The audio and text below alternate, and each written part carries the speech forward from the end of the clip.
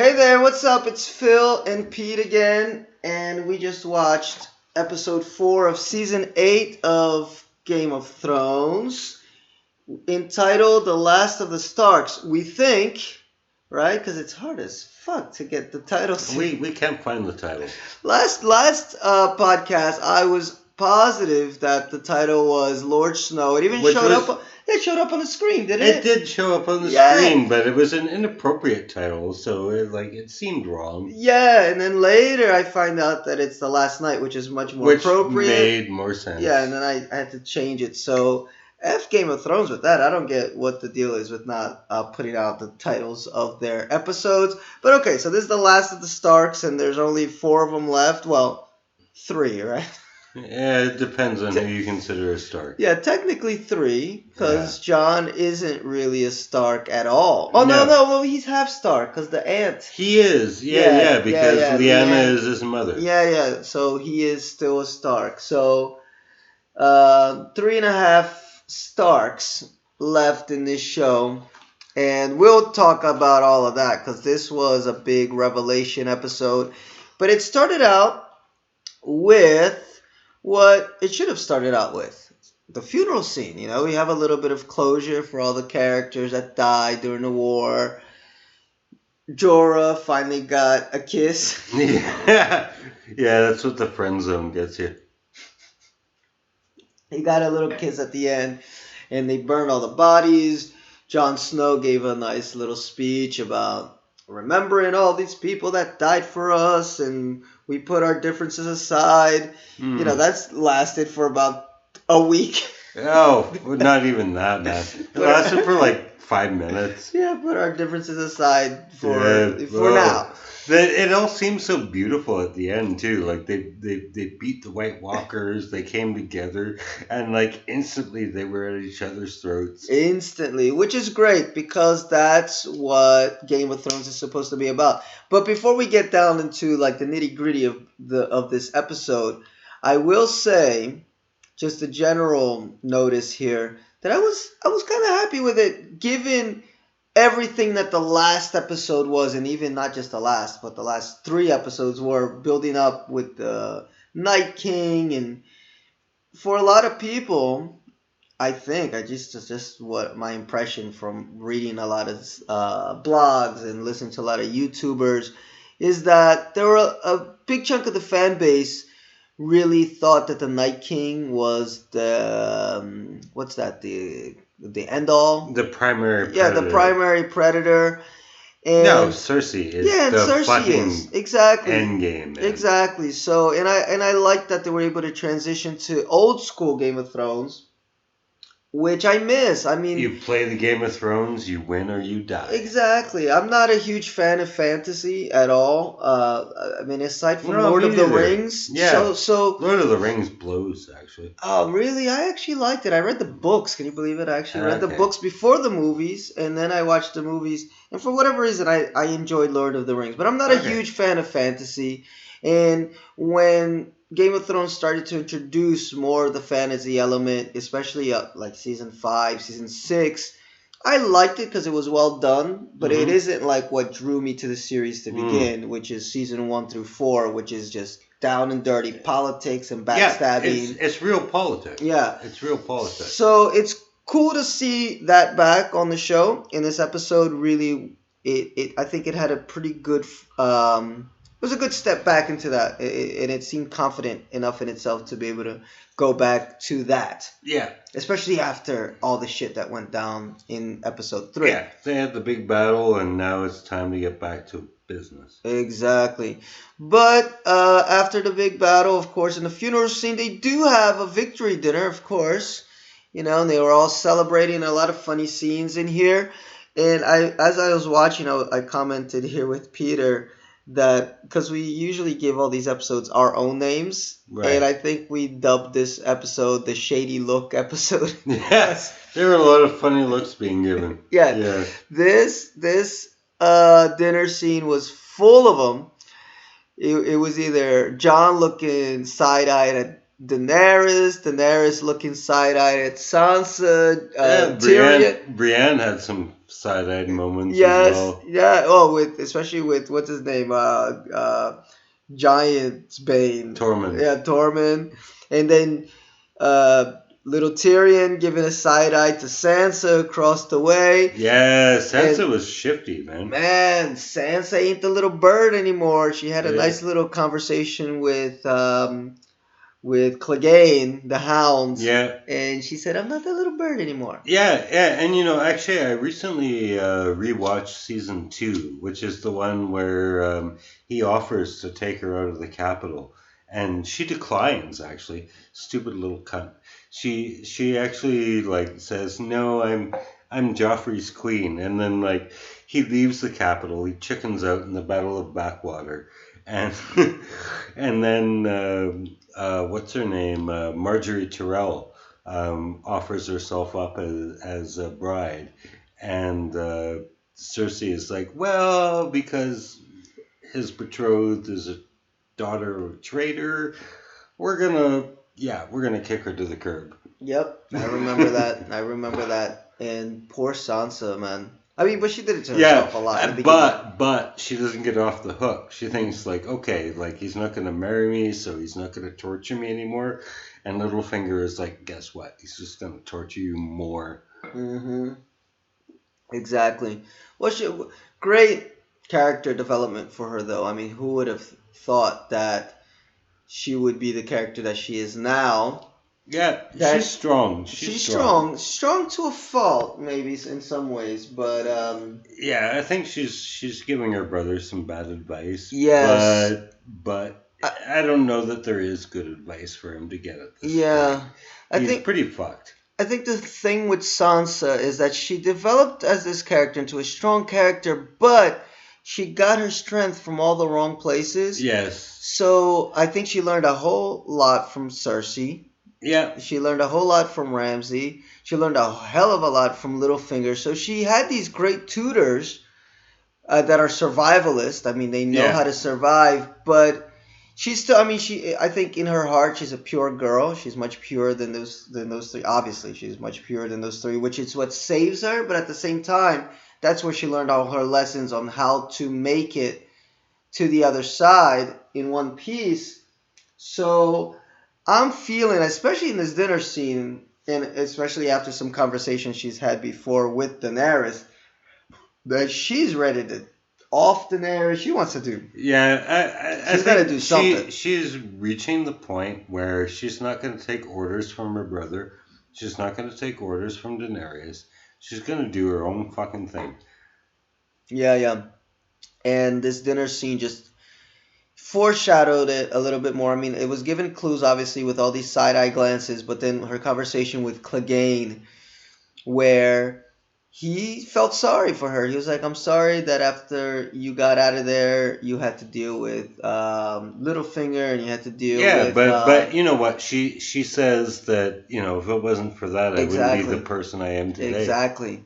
Which is the foreshadowing of she learned some cruelty. She learned some of the dark side.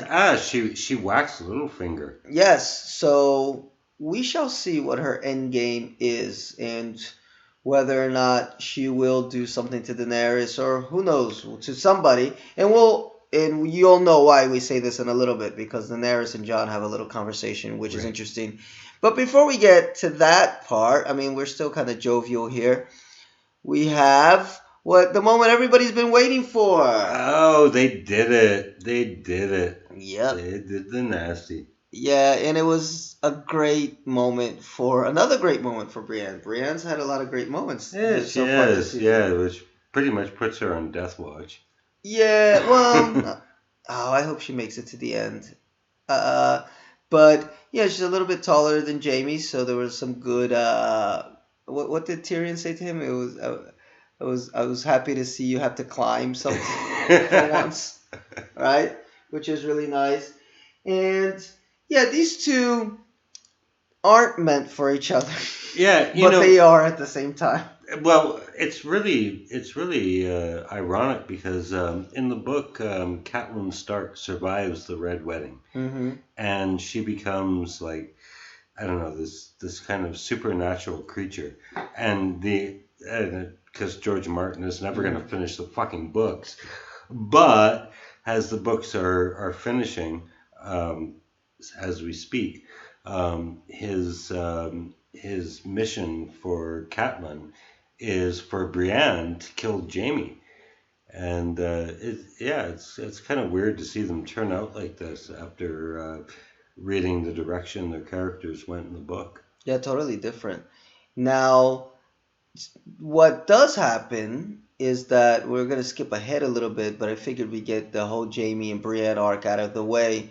Is that towards the end of the episode, when Jamie finds out that hey, Cersei's being a bitch and they're probably gonna burn down the whole city, Hmm. he decides that hey, I gotta get down to King's Landing. I was disappointed. I was too. I mean, it's not clear exactly what he's gonna do down there. I mean, because he knows that there's a hit out for him, Yeah. and we'll get to that in a second. And he knows he's pretty much fallen out with his sister. So what exactly does he want to do? Does he want to fight with Daenerys' army? I think he wants to protect the people. Yeah, but how's he gonna do that? Is he gonna fight with Daenerys' army? Is he gonna try to talk to Cersei? The things you do for love, I don't know. I mean, it was disappointing, but in a way, it felt kind of real because you can't just you don't just suddenly turn into this good guy. No, no. In a real world. I mean, look, this is a guy whose character evolution revolved around him raping his sister Yes. over their son's corpse. Yeah. So it's not like he's a great guy. No, and he can't. He didn't just fall out of love with his sister. He still loves her.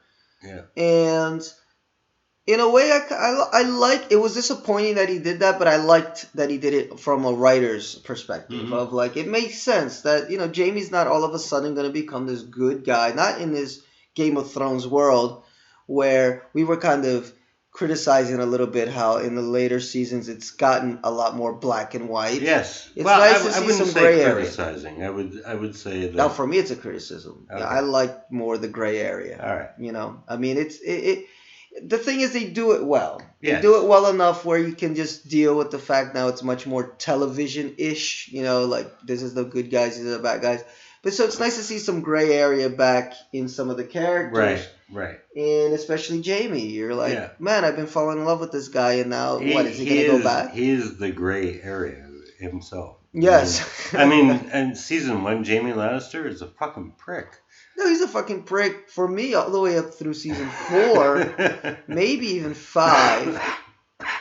No, I mean really, when he saved Tyrion, that was like my first moment where I was like, oh cool, he's got a heart. When he fights Brienne, when he fights a bear for Brienne. Yes, that was nice, but that was just him and Brienne, which you saw him growing a little bit, but it kind of felt like he was doing that because he had this connection with this one person. But it didn't seem like it would expand beyond just Brienne. Right. And then when he saved Tyrion and he saw that, hey, my father really is nuts and Cersei is nuts. But after he saved Tyrion, and Tyrion killed their father, yes. he was like, I'm going to kill that motherfucker next time I see him. Yeah. So it was interesting, like all the ups and downs that he's had as a character. Really, the final blow really was when he left Cersei at the end of season. I guess it was the end of last season, right? Yeah, season 7, where he just said, "I'm gonna fight the dead." Yeah, because she promises to send her army, and she tells him, "Actually, I'm not going to do that." Yes. And he's like, "Well, fuck you! Like you made a promise, and if you're not going to keep it, I am." Yes. So I'm very curious to see where this all ends and who's going to kill whom. I think we have both predicted that Jamie's not going to last till the end of this series. No. And this little scene between them, I think, kind of foreshadowed that a little bit more. So we shall see. Now there were a bunch of other character moments at the dinner party. I guess the biggest one, although I mean it didn't really matter much for the plot as a whole, but Gendry becomes he wants a her to be his wife, and yeah. she's like, "Fuck you!" Like it was just a fucking romp. Yes, exactly. Because Daenerys actually does something intelligent on her own for once, and she makes Gendry the Lord of what the hell, Storm? No, it's not. Yeah, it's storm something or other. Storm something or other. Yeah, I forgot it's not Harmheld. Yeah, I've never even heard of the place before. But Yeah, anyway, but it's Stannis' old castle. okay. Yeah. And because he's a Baratheon. Yeah. So they kind of played it off like, hey, your dad tried to kill me. They all tried to kill me, and he's kind of shitting his pants for a That's second. winning the battle of hearts and minds. Well, that's being smart. Yeah. You need a ally. Mm-hmm. You need an ally. You need all the allies you can get. So what do you call it? She makes him Lord. Wait, let me see if I can find that. Gendry becomes the Lord of. It's Dragonstone, I think. It's not Dragonstone. Is it Dragonstone? Yeah, that's Stannis' old castle. What is a weird name that she said? Because actually, we had to play. That over. Let me see. Storm's End. Storm's End. Yes. Yes. That is also Stannis' territory. Yeah. So now he's no longer Gendry Rivers, but rather Gendry Baratheon, and he's now the head of his house and its ancestral seat. That's which does not impress Arya at all. Yeah, exactly. She's like, I'm not gonna be. Was never meant to be a lady. Yeah. Excuse me. And I'm not gonna be one. By the way, we got that information from popsugar.com. There you go. A little plug for their site. So there's a cute scene, kind of showed where Arya is. Everybody heralded her as a hero. She doesn't do much this episode, but that was like she her deserved a break. Yeah, she deserved a break. That was her little scene. And there's a bunch of little character moments. Tormund was heartbroken because Brienne didn't love him, and like I think we have already mentioned, there was a really nice scene between Sansa and the Hound where it showed that little bit of maliciousness in Sansa, which I think is going to pay off somehow, some way. I have no clue how. That is coming back. And other than that, and also there was a scene between the Hound and Arya on the horseback where he said he's going down to King's Landing because he's got unfinished business. So we are waiting for we know what that is. Clegane Ball. That is Clegane Ball. Yes, for sure, man. That's gonna be like the best scene in the series, I think. Actually, I hope I hope it builds up to it pays off. But here we go. Now we got Dany and Jon. This was the moment. The moment we've been waiting for. First off... You think you got relationship issues? Yes. Now, he started off kissing her and then he backed off and, because I think for her, she's a Targaryen. She's used to incest. Not a big deal. Well, neither of them actually are... It surprises me that they're completely nonplussed about their biological relationship. It's like, okay, you're my aunt, but... whatever. Yeah, you're still hot. Yeah, we did it already. So I mean, what's it gonna hurt if we just keep doing it? Yeah. And it's kind of secret for now.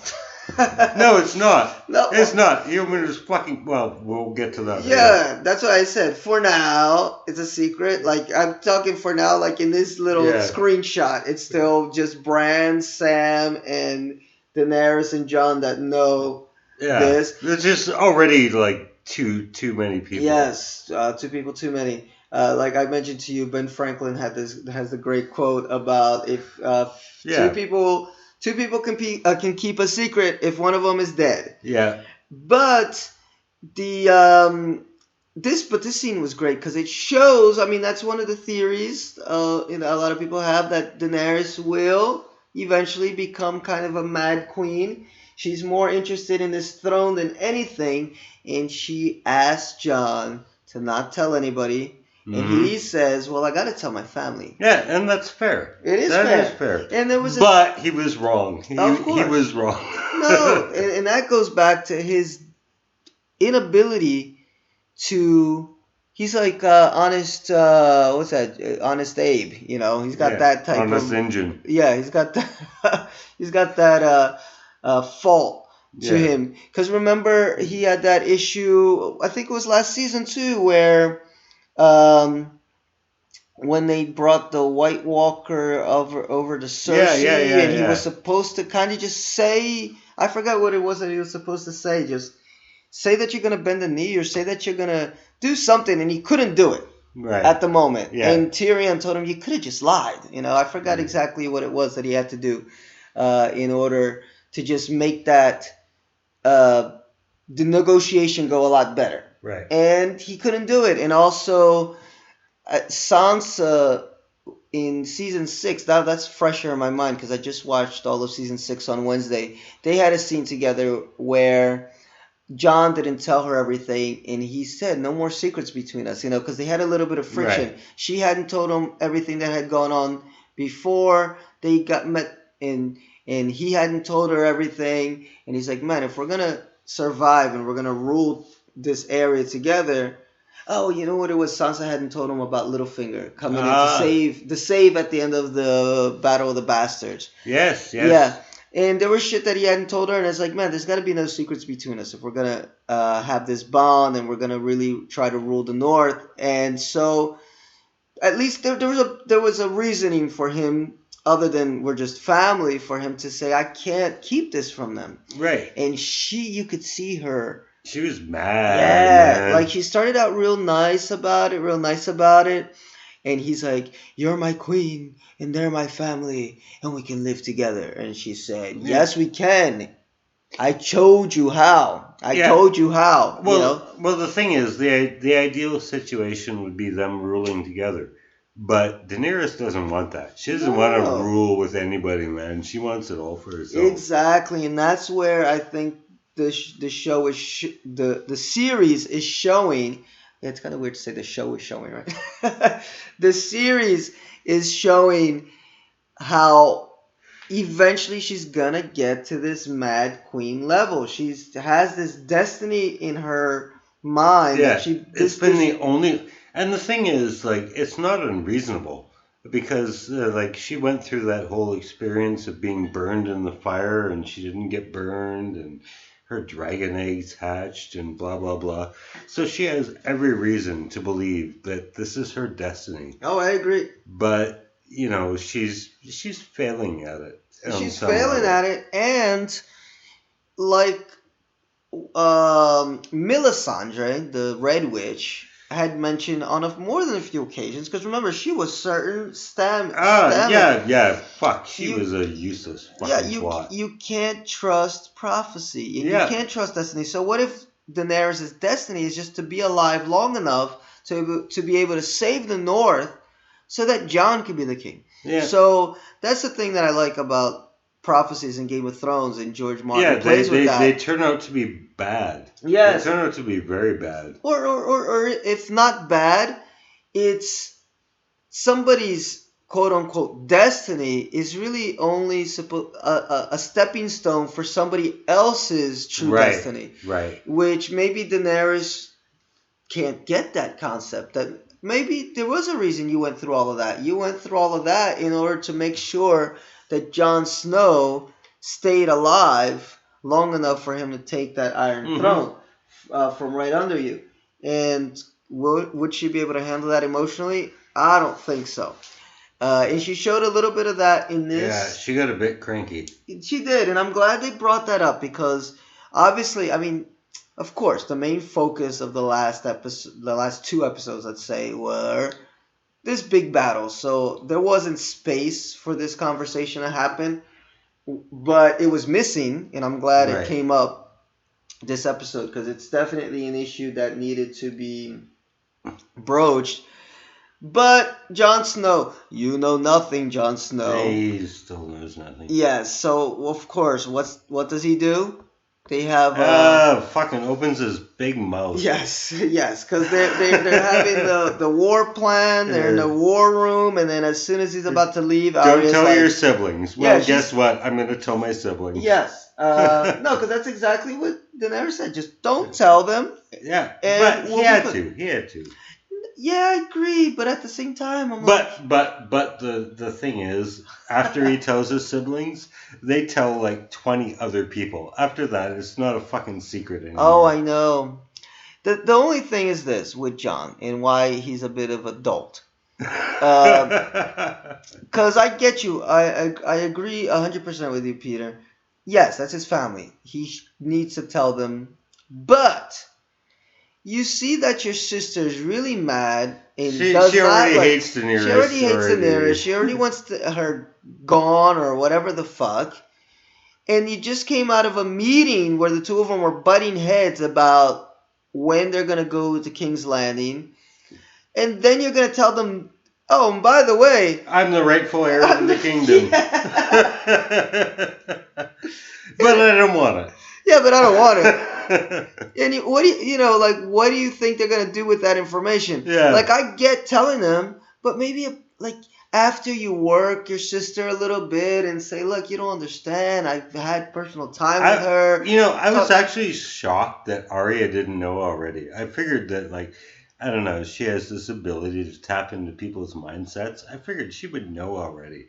I mean, Sansa, of course, she's going to be dumbfounded, but I was shocked that Arya didn't know. Oh, well, for me, Arya is just concerned. She's more worried about just killing people. She's got one thing on her mind is that list. That list. And Cersei's on that list. So that's Yeah. interesting because, I mean, they gave her the Night King death. Would they give her the Cersei death after that? Because those are two big deaths for one character to have. I don't know how they're going to play that out.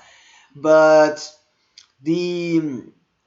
so that's the part that I thought was stupid with Jon Snow. Not that of course, I think his family deserves to know, but timing. It's all about timing.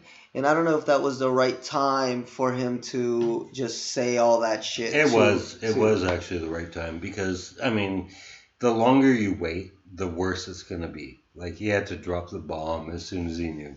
And he didn't really, but that's because the Battle of Winterfell kind of interrupted his moment. Yes. But, he got it off his chest as soon as he could. So, fair props to Jon for that. Oh, I don't know. I think I would have waited. I would have waited till after, I don't know, maybe just try to have like a mediation or something between the sisters or something that had to go down to let Sansa feel a little bit more confident. The bad part is Sansa opening her big fucking mouth to everybody. Yeah. Like, seriously, like, after this, like, it was just like, okay, it's just between us.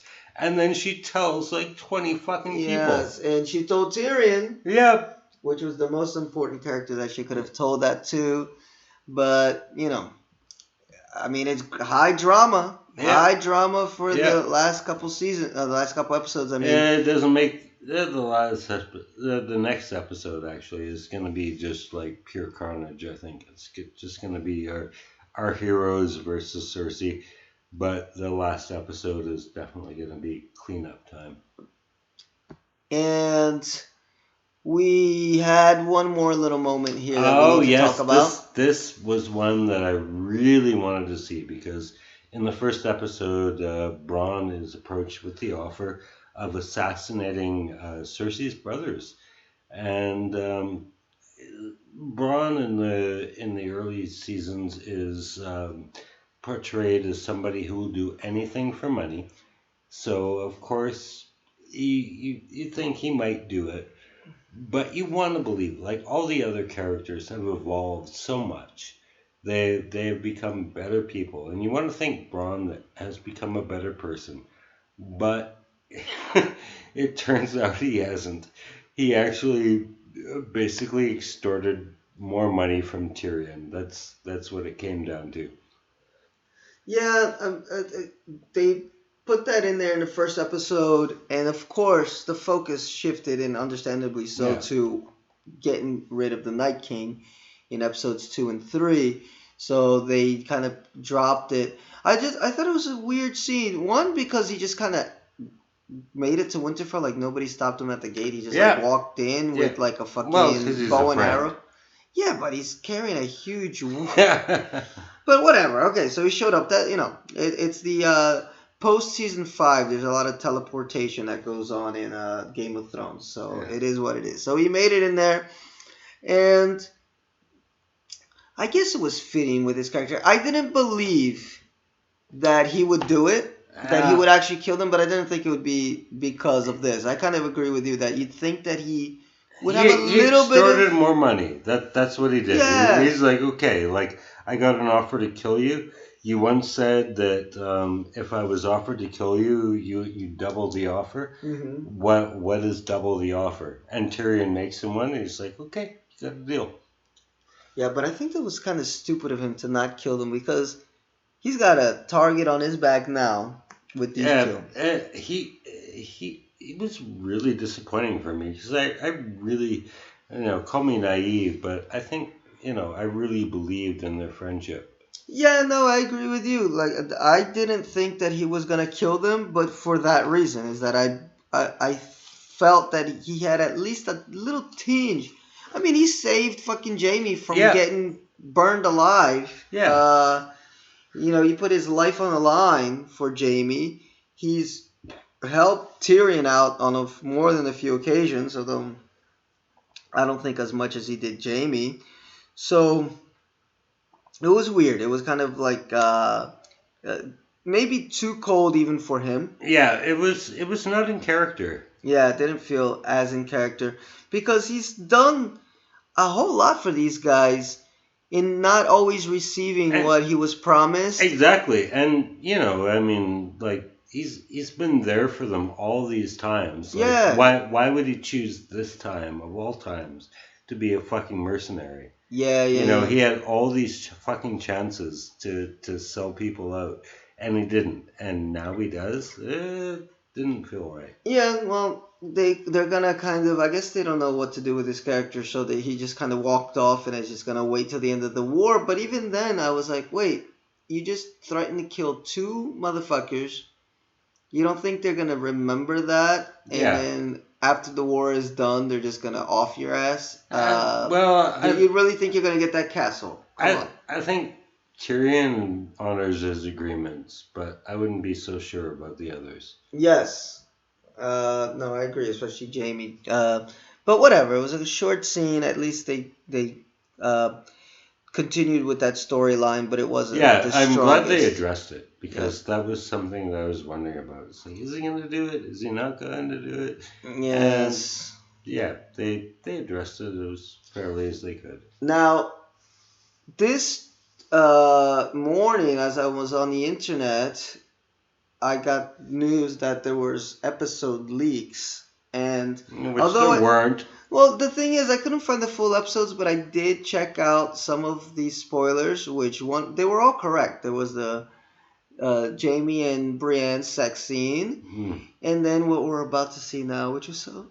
I kind of wish I'm so bad with spoilers. Like I don't want them, but at the same time, if they're there, I can't help not looking at them because I did the same thing with Endgame. All right. And I have to just slap myself and say, "Don't look at them. Don't look at them." Because as great as it was watching the full episode and seeing how it played out, I wish I hadn't seen them first. But yeah, they were all correct, and this was one of the spoilers that I saw. Yeah. Rhaegal, I guess that's how you pronounce the name. Rhaegon. Yeah. He gets killed. Oh man, that was so upsetting to watch. And he gets offed by. It was a bad attack though. That whole attack was fucking stupid. Was it flying in over the Iron Fleet? Oh yeah. The Iron Fleet. Yeah, you're just asking for it. So yeah, it was a tragic death, but they make a lot of bad military decisions up north, man. Well, actually, it's not the bad military decisions from up north. Although Robb Stark was a fucking idiot. It's the Iron Fleet is actually really smart. I mean, they punked out Tyrion and Daenerys in what is it, season 6, when they go in by Blackwater Bay Oh, to again. get into Casterly Rock, right? Yeah, Yeah, yeah, yeah, they yeah, they yeah. fucked them up. Hmm. Yeah, yeah. The Ironborn are fucking smarter than they're given credit Yeah, for. they're sneaky bastards. They're sneaky bastards. But this one, I think I'd go more with bad decision by Daenerys to fly her dragons in. One, because I mean, they already show that they have those big ass arrows from that season Yeah, 7 episode. right, So they've had all this time to make more of them. right, So I probably wouldn't be flying my dragons over King's Landing without at least scouting it out first and seeing how right. many of these things do they have out there. And they put them on the ships, and she's flying like, woohoo, we're just gonna fly into King's Landing. Not Yeah, they exactly. they got fucked up. Yeah, so Daenerys fucked up again, just like when she sent all her fucking Dothraki charging into. Well, she didn't send them charging. They went charging on their own. But that was part of the plan to go charging out there. I Right. mean, it wasn't wait for them to come. It was charge and see how many they can kill, which is little. Oh, by the way, a lot of people complained about the bad lighting, Lighting. and The darkness is a metaphor for yeah, darkness. which is funny. I saw that clip, by the way, from BoJack Yes. Horseman, which is a show I gotta get into. I haven't seen any of those episodes You'll like yet. it. You'll like it. But I got a chance to see a few people have been doing like these re-edits where they like lighten it up a little bit, and I didn't. They look beautiful. It looks actually. beautiful, and actually that first scene is so great with a little bit of light because in the original, what we were squinting our eyes at, you just see the first Dothraki guy look up and you don't know what hits him. Yeah. It ends up it was a giant. Like Oh, they did a I- lightened up I didn't version see of that. it. And you can see the giant's foot coming down on him. I'm like, come Really? on, why would you? I'll show it to you later. It was really Wow. awesome. And I'm like, why would you screw shit like that up? It's so cool. Because all you see is just like he looks up, and of course, this blackness comes over him, and you just figure it's a whole bunch of the dead. But actually, he got squished by the giant's foot. Oh shit. And yeah, there were a few missed opportunities that episode to show some of the action, and it wouldn't have taken away from Right. the fact that it was the long night and winter is here and all of that. Really bad. And screw the fucking cinematographer who's like, it's not us that did anything wrong. It's your bad. You don't know how to use your Yeah, television. you didn't turn the brightness up on your Yeah, television. come on, or- man. He that was like a Cersei move. Like, I'm not. It's not our problem. It's your problem. Just But that is literally what I'm saying. The darkness is a metaphor for darkness. The director is basically saying like, well, in medieval times they didn't have lighting, so we didn't use lighting either. yeah. Come on, come on. So really, really bad. So I'm glad we got to see these scenes at least. So we got to see Rhaegon gets arrow to the chest, and then he gets one right to the neck. Which, by the way, I didn't notice when I saw the spoiler. I just saw the I one to the. really thought he was going to live through that. Actually, I thought, okay, that first arrow hurt. Yes. The second one, yeah, he's not going Yes. to make it. And then we see Daenerys, because she's a little bit of a dumbass too sometimes when her emotions get to her. Yeah, She gets real angry. She starts flying straight for the fucking ships. I'm like, oh man, is it going to be a 2-for-1? yeah. But it wasn't. Drogon manages to get out of the way. I don't know how, but he manages to evade a whole bunch of arrows. And Euron's laughing, and then Euron turns the arrows or the bow, I guess whatever the fuck that shit is. He points it towards the ships and starts blasting straight through the ships, which was kind of a cool fucking scene. I like that, seeing the arrows just run straight through the ships and break them apart. So everybody's got to jump into the water, which I don't get. I didn't really get that part about them all swimming the shore and why there wouldn't be people there just ready to attack and kill them, but whatever. But in all this, something terrible happens, but we'll get to that in a second. Oh, yes. We have to get to Melisandre. Yes, yeah, Melisandre. Or no, not Melisandre. I always get the name. Melisandre. Missandre. Melisandre. Yeah, I get those two names mixed up. Yeah. Missandre is not on the shore.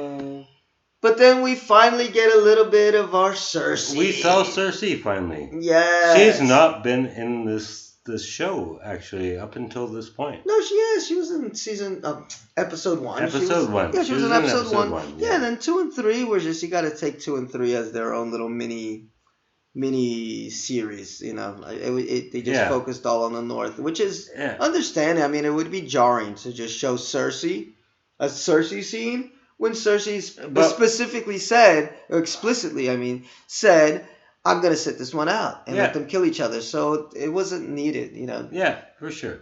For sure. But now she's back. Oh, she's back. And she sat it out. She looks healthy. She looks rested. Yeah, and she's kicking ass. Yeah, she's kicking ass, and she's evil as ever. She puts all of King's Landings, well, not all of them, but she puts a whole bunch of the population right near the Red Keep, or wherever the main area is. She uses the population as hostages. Yeah, she's like, if you want to take the kingdom, you're going to have to kill civilians. She's going Hezbollah style. Yeah. Yeah.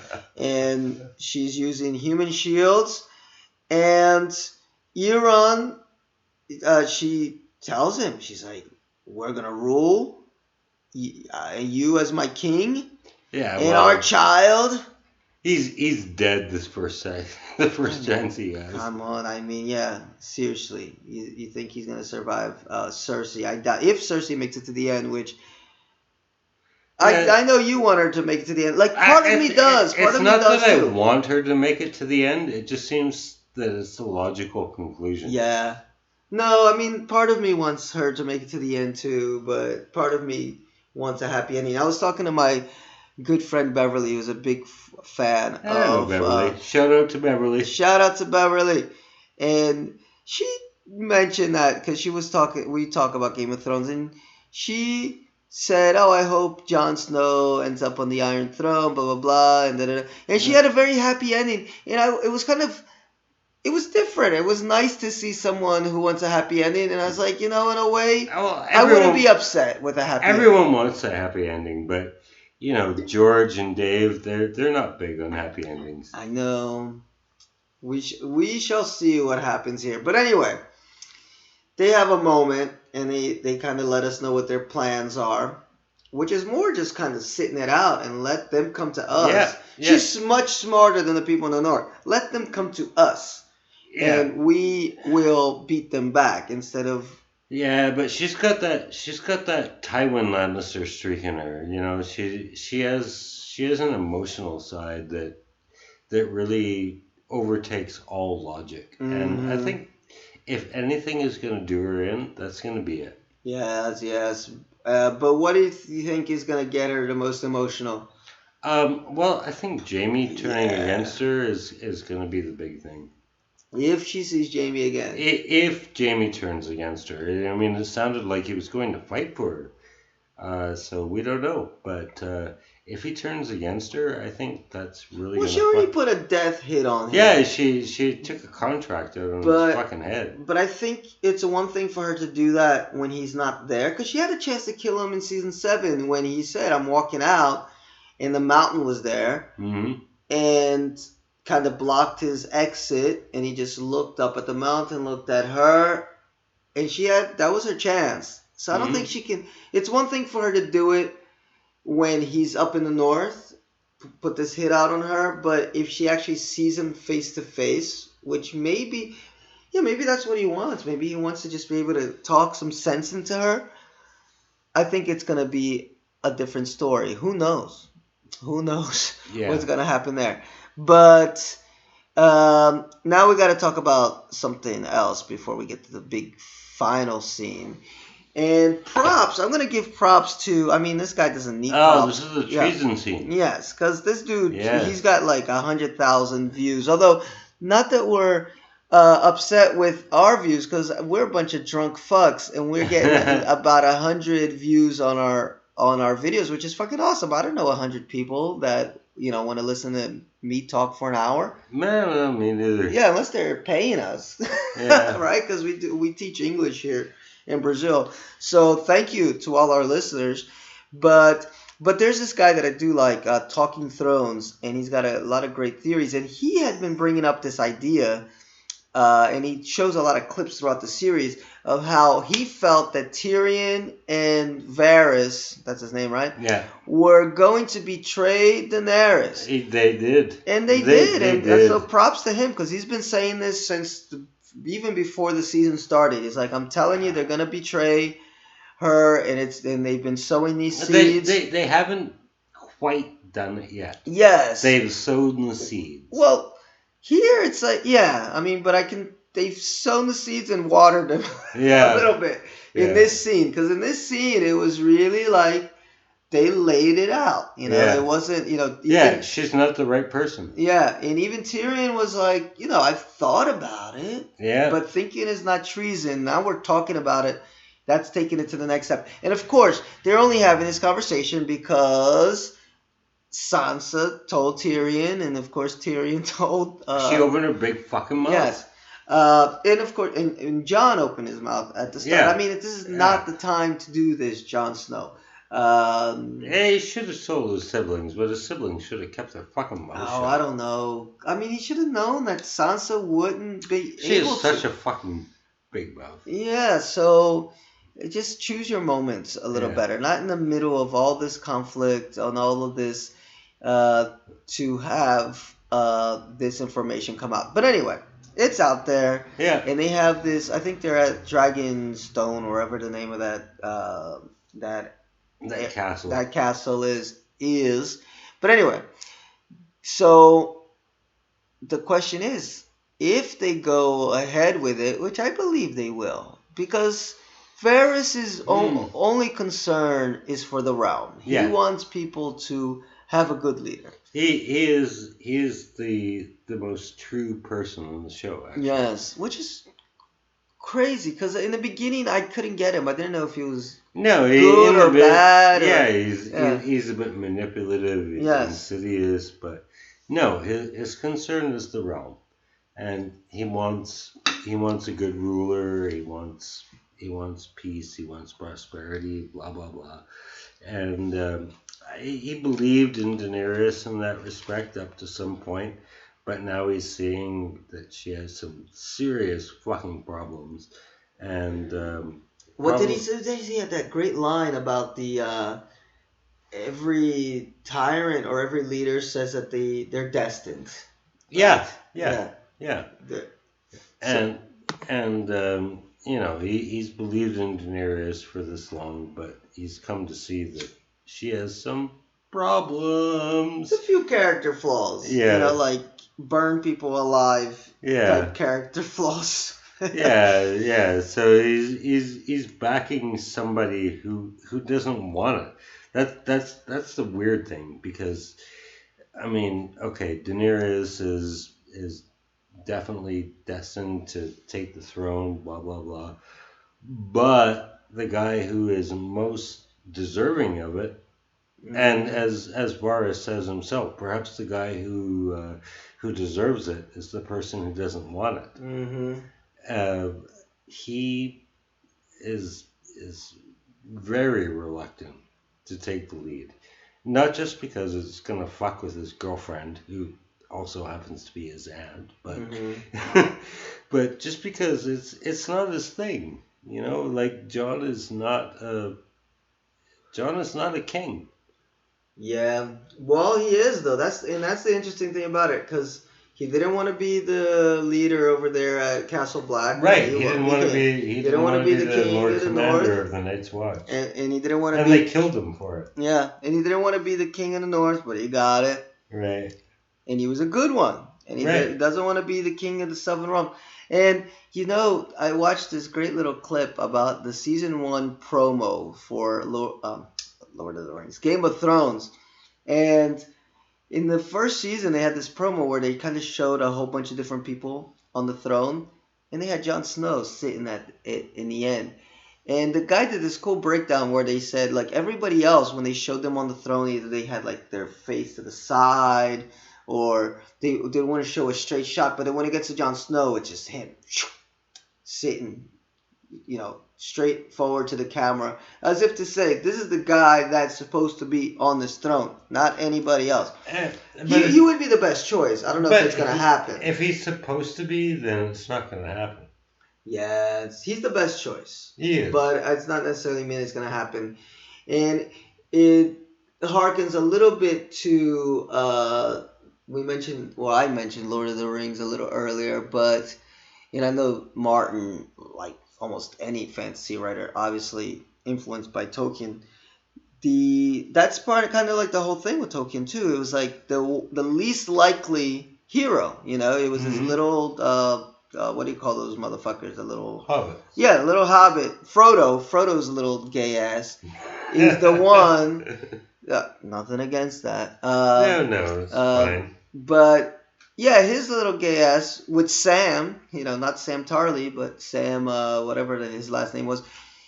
They were the least deserving, quote unquote, of that mission, and yet they were the ones that ended up having the mission. So could he be building that up with Jon Snow too, George Martin, and using that influence of getting the guy that least wants it being the guy that ends up being the hero in the end?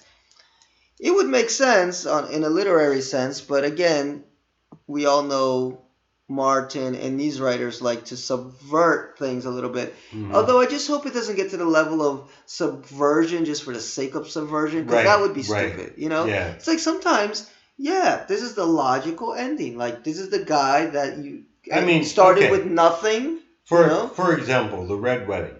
The Red Wedding is a classic example of Martin doing a shitty thing.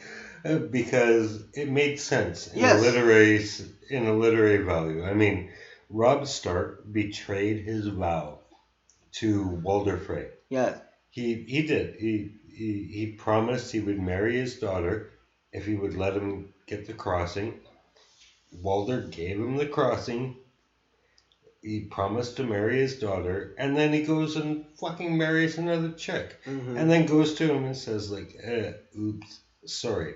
So, yeah, don't be surprised that he fucking massacred your family, dude. Sorry, but, you fucked up. Yeah, no, it made sense in that sense. A few people I was listening to this week actually argued a bit against these showrunners with the whole Arya thing, where for them it felt like subversion just for the sake of subversion, because, they set up so much that it was Jon Snow, Night King, and then for her to come out of nowhere and be the one that does it. The show never set that up throughout the series. I agree in a bit. I agree slightly. I agree, but it was well done. Yeah, I think that's why these fuckers get away with this shit. That all our heroes have had their moments, right? Like John, Littlefinger was the hero of the Battle of the Bastards. But nevertheless, John has had his moments. Like, everyone has had their moments. Arya, that was her moment. She had to have her moment. Yeah. So, I don't really blame them for giving it. I know. It's weird with this show. It's because it's like they do stuff that we're not always happy with, but they do it well enough where we can forgive them. Yeah, exactly. Sometimes you read some of the theories and you listen to some of the theories podcasts of where it could have gone, and you're like, oh my God, that would have been a million times more meaningful, a million times cooler.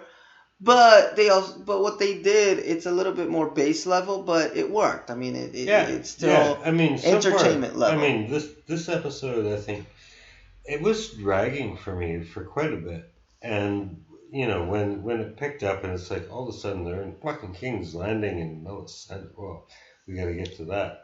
But, when we get to that point, it's like, holy shit. I know. Like, it's moved so fast. I know, the dominoes just kind of, they fall. And so let's get to the end here. And then, of course, there's going to be a thread, this possible betrayal. Sansa might have a little something to do with that.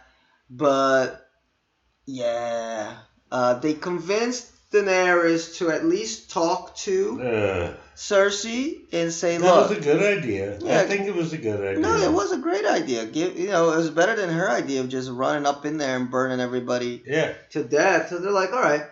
But the thing is, you see, she's lost. She's out there because she's like, okay, I'm gonna Yeah, do she's this. already fucking mad. Yeah, I'm not gonna do this because it's a great idea. I'm gonna do this because the people are gonna know that when I breathe fire down on them, or what my dragon does, that I wasn't the one that caused it. Like, Yes. like they're really gonna Yeah. put those, link those Yeah. dots. But they do it. They go up there and have a cordial conversation with Cersei, and It her. doesn't work out. Yeah, it doesn't really work out because they have Missandei captive, and Tyrion tries to talk to the old ass dude. That's Cersei's. That's Pycelle. Is that his name? I have no Pycelle. clue. He's Yeah, the Grandmaster Pycelle. the Meister. Yeah, Master, whatever. And anyway, it all culminates to Cersei saying, "Do you have any last words?" to Yeah. poor Missandei. Yeah, there goes your fucking head. And bitch. there goes your fucking head. And you know what's interesting is that we predicted some of these deaths, but for them to happen during the battle at Winterfell. Right. But they're kind of spreading them out. So I Yeah. think, because I was re-listening during the week to our, I think episode 2 podcast, because that was the big, everybody, the last night alive podcast, and we were all predicting who's gonna go in this Mhm. battle, who's gonna die, and I think we may still get those correct, just at the wrong place. We got the right people, but in the wrong place. So I felt so bad for Missandei, man. And by the way, Yeah. this is another one of the spoiler clips that I saw, so I wish I hadn't seen it. But it was still great, just the build up for it. And Yeah, she's a that sweet was girl. a bad mistake by Cersei, though, I think. Because, I mean, like, Melisandre was so valuable as a hostage. Mm-hmm. And when she kills her, like, now she has nothing. Now there is no reason for people not to ruthlessly attack her. I agree. Yeah, and that's the point you were making earlier, that Cersei sometimes just lets her evil nature just get the best of her. Yeah, and, like, okay, the thing with Cersei is, in the beginning of the series, I think she's actually a very sympathetic character. She's married to a man who doesn't love her. He's in love with a dead woman. He's a drunk. He abuses her. He hits her repeatedly. Um, he's not a nice guy, and most of her repellent actions are responses to her being threatened. She feels threatened, so she responds naturally. I mean, okay, she fucks her brother, but apparently everybody fucks their family.